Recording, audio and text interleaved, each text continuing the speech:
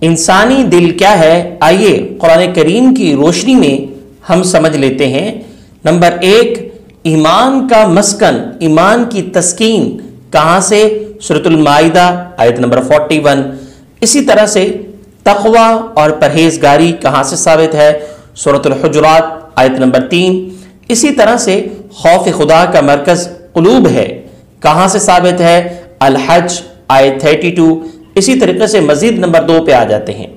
نفاق کی جگہ سورۃ التوبہ آیت نمبر 8۔ اسی طریقے سے شک اور ہچکچاہٹ کا مقام بھی قلب ہی ہوتا ہے، سورۃ التوبہ آیت 45۔ اسی طرح سے نمبر 3 پر ڈسکس کر لیتے ہیں، روحانی امراض کی جڑیں قلوب میں ہوتی ہیں، کہاں سے ثابت ہے؟ سورۃ البقرہ آیت نمبر 10۔ نمبر 4، یہ قلوب ہیں جو نرم پڑ جاتے ہیں، سورۃ الزمر آیت نمبر 23۔ سخت ہو کر پتھر جیسے ہو جاتے ہیں، سورۃ البقرہ آیت 74۔ نمبر 5، قلب کا کام سمجھنا اور استدلال کرنا ہوتا ہے، سورۃ الاعراف آیت 179۔ اسی طرح سے قلوب اندھے بھی ہوتے ہیں، سورۃ الحج آیت 46۔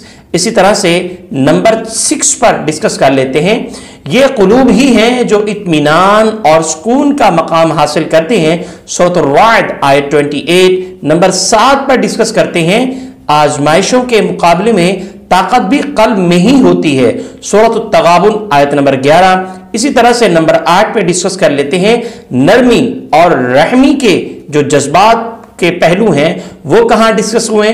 سورۃ التوبہ آیت نمبر 15۔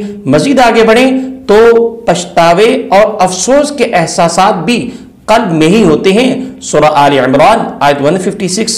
مزید پوائنٹ نمبر 8 ڈسکس کر لیتے ہیں، نرمی اور رحم کے جذبات، سورۃ الحدید آیت 27۔ اسی طرح سے برادرانہ محبت بھی قلب میں ہوتی ہے، سورۃ الانفال آیت 63۔ اسی طرح سے نمبر 9، غیظ و غصہ کا سرچشمہ، سورۃ التوبہ آیت نمبر 15۔ اسی طرح سے پچھتاوے اور افسوس کے احساسات بھی قلب میں ہی ہوتے ہیں، سورہ آل عمران آیت 156۔